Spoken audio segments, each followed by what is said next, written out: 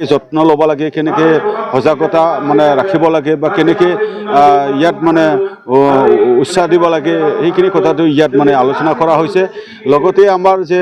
আৰ্থিকভাৱে কেনেকৈ আমাৰ মানে যিটো ৱৰ্ক কালচাৰ, সেই ৱৰ্ক কালচাৰটো আনি পেলাই আমাৰ আৰ্থিক যিটো উন্নয়ন বা ইকনমিক যিটো ডেভেলপমেণ্ট, সেই মানে যিটো পৰিৱেশ সেইটো আনিব লাগে বুলি ইয়াত আজি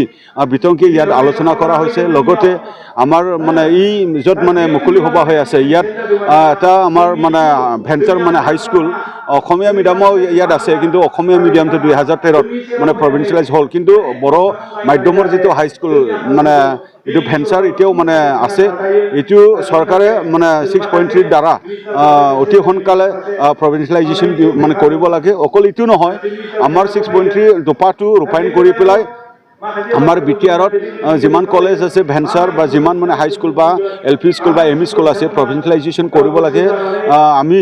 চৰকাৰৰ ওচৰত দাবী জনাইছোঁ আৰু আমাৰ অসম চৰকাৰ বা BTC চৰকাৰ আমি দাবী জনাইছোঁ, শিক্ষামন্ত্ৰীক আমি দাবী জনাইছোঁ, আমাৰ চিফ মিনিষ্টাৰ অফ মানে অসম মানে ডক্টৰ হিমন্ত বিশ্ব শৰ্মা ডাঙৰীয়া দেৱকো আমি অনুৰোধ কৰিছোঁ বা দাবী জনাইছোঁ। লগতে আমাৰ বিটিআৰ দফাত মানে থকা যিখিনি মানে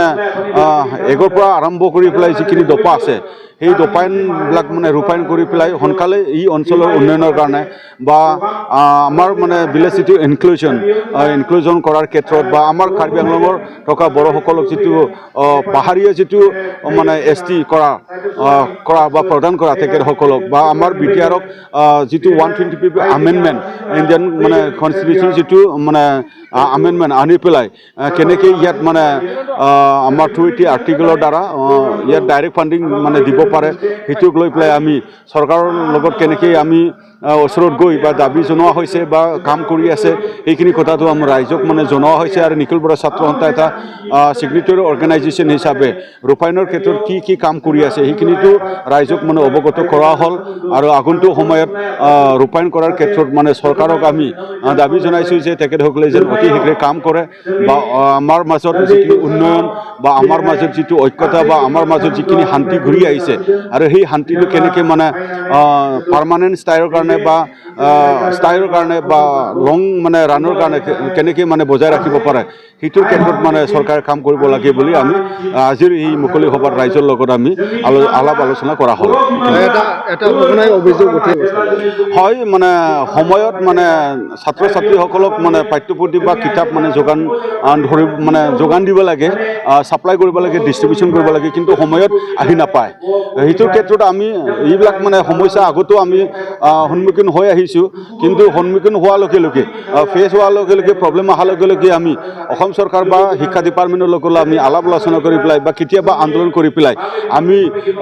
ল'বলৈ আমি মানে বাধ্য হৈ আহিছোঁ। কিন্তু আজিৰ তাৰিখতো যদি মানে সময়ত যদি কিতাপ দিব নোৱাৰে বা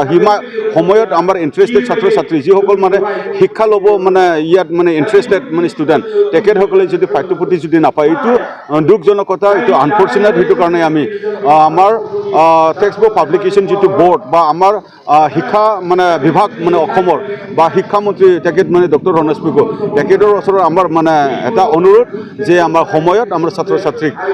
এটা গুণগত শিক্ষা গ্ৰহণ কৰা ক্ষেত্ৰত ইজি হোৱাৰ কাৰণে সময়ত পাঠ্যপুথি দিব লাগে বুলি আমি সদায় আমি অনুৰোধ কৰি আহিছোঁ আৰু আজিও অনুৰোধ কৰিছোঁ আৰু আমি আপিল কৰিছোঁ। এইখিনি